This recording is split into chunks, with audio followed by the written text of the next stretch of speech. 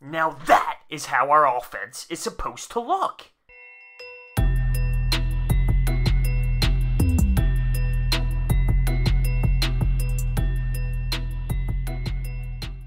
The Phillies win this baseball game 9-4. They salvaged the series. Aaron Nola did his job out there. It got a little shaky in the 7th. He did have to get pulled under some circumstances where he probably would have liked to get out of there a little bit cleaner, but it is what it is. The Phillies go out there and win themselves a baseball game. It doesn't change my overall opinion on where this baseball squad really is, but it's better than getting swept at home. They hit some home runs today. Bryce Harper leads this baseball game off in the first inning with a little how do you do 1-0 bomb. Adam Haseley ends up getting a home run of his own. We're up 2-0. JT Realmuto with the grand slam, and we will expand on that.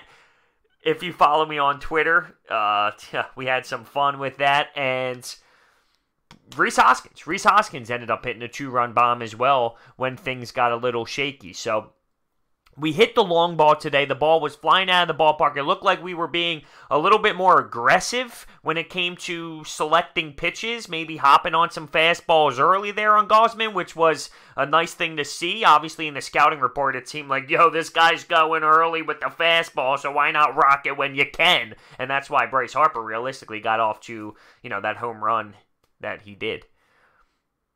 Let's talk about JT Realmuto. He hits the grand slam, and I'm stoked for him. I really am. He hit the grand slam in the 5th. In the 3rd, we had bases loaded, 2 outs for JT Realmuto, and we didn't get anything across the board. So I tweeted. Here it is.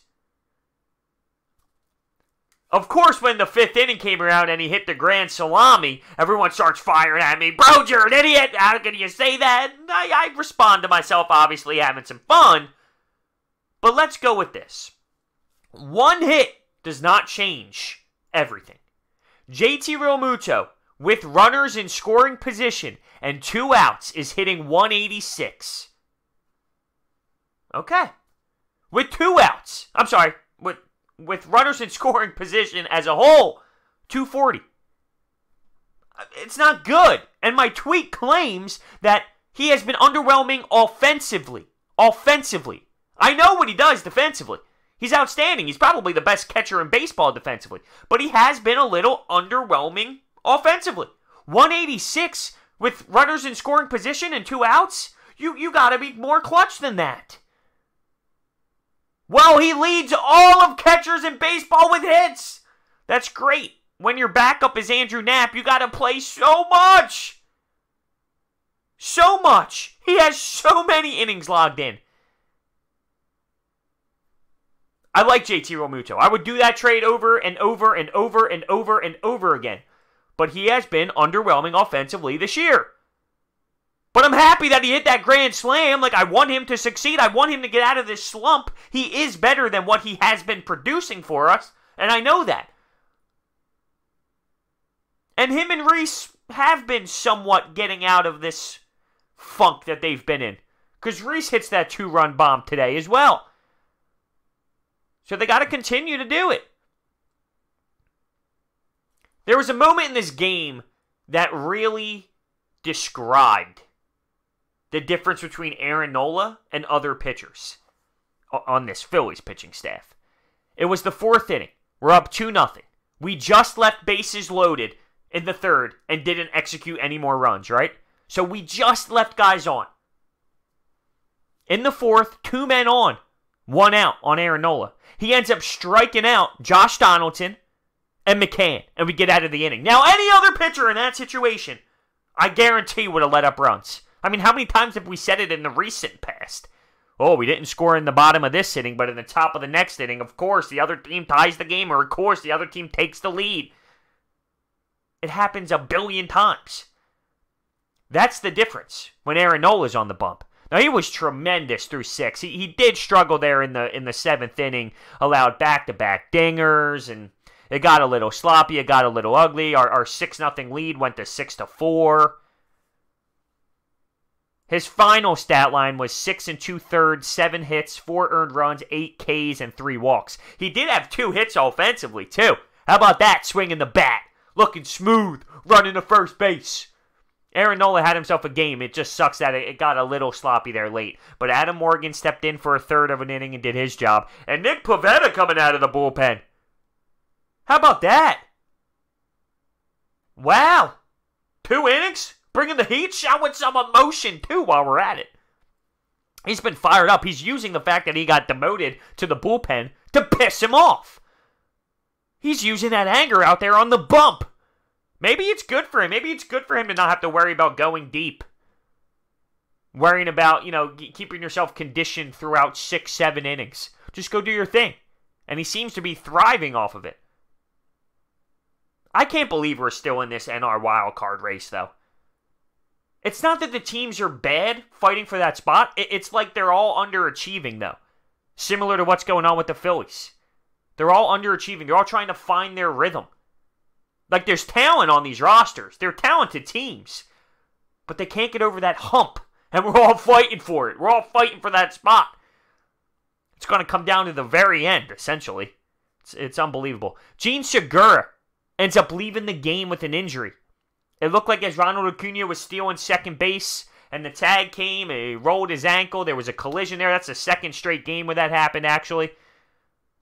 And Segura ends up leaving the baseball game, which is no good. No good news, because you replace him with Roman Quinn, essentially, in the lineup, of course. He doesn't play shortstop. Scotty Kingery moves to shortstop, but when Roman Quinn comes in, he hits in that, that spot, and yeah, it's different. You're replacing a 281 hitter with Roman Quinn, who's hitting around, 150? That might even be high, to be honest with you. Cesar Hernandez, by the way, I didn't realize he's hitting 281 right now as well. It's like a quiet 281. But, he's just one of those hitters that he doesn't have the it factor, but his numbers aren't horrendous. But he doesn't have that it factor. Like, I wonder if anyone believes they're a Cesar Hernandez away from winning a title when it comes to the deadline. Because think about it, the deadline coming up real soon. Is anyone a Cesar Hernandez away? I don't know. I don't know. I truly don't know. Not that I'm saying I would shop Cesar Hernandez, but I'm just saying. The umpire today? The Braves were not happy. And some of them I thought they overreacted to, but in other cases they had a point.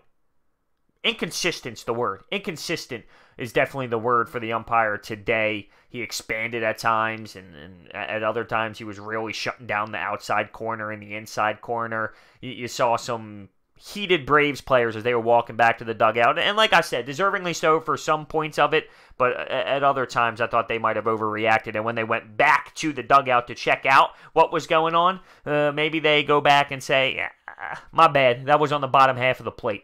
But how much do they really believe in the pitch cast? Because I'm thinking about it, sometimes they show it on the pitch cast, and in my mind, that doesn't even look close to where it was in real time. They probably laugh at that pitch cast knowing it's all crap. What we just watched was a fun baseball game, an explosive baseball game offensively, and what we expected this team to do all season long. And we saw it today, which was good because we didn't lose the baseball game. But it feels like there's a different type of confidence level when Aaron Nola's on the mound, and it gives that team, the Philly squad, a little extra juice behind them, a little extra jolt, because they feel confident with someone on the mound, and they know they can win if they execute. Because Aaron Nola through 6 was shutting them down. It's going to be interesting to see where this team goes from here because they're still in the mix. There's a wild card push, of course, and the deadline's really there. But as a whole, as a big picture here when it comes to this Braves series, we lost 2 or 3 at home to the Braves. So, woohoo, we win 9-4. Still, though, I'm in the same spot.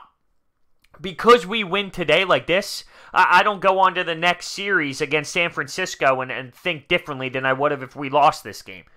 At this point, 105 games in, I understand what this ball club is really.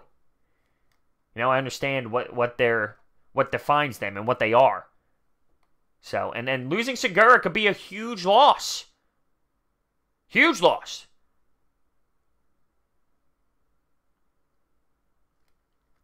This team gives me one hell of an emotional roller coaster. And I'm sure that's the same for everyone, really. It's just a frustrating club. You know, every time we do something like this, we win a game. Oh, hopefully they can get them going. Hopefully this will spark the team. Hopefully they can find rhythm, right? I mean, how many times have I said that through 105 games? Realistically, they are what they are. And they're an inconsistent bunch. And, you know, we can come out on Tuesday after this off day and then have a bad offensive day. And go back to 3 hits. I want to know your thoughts down below on the home run hitting, on Aaron Nola's day, on Nick Pivetta's day, on JT Realmuto. Because clearly people had some fun with me on Twitter, and I'm embracing it. Listen, it's funny, right? But reality is, you do get one big hit like that, you get that grand slam. That's great. But he's still struggling with runners in scoring position, and, you know, there's stats to back that up. So thank you guys so much for listening. Comment down below. See you guys next time.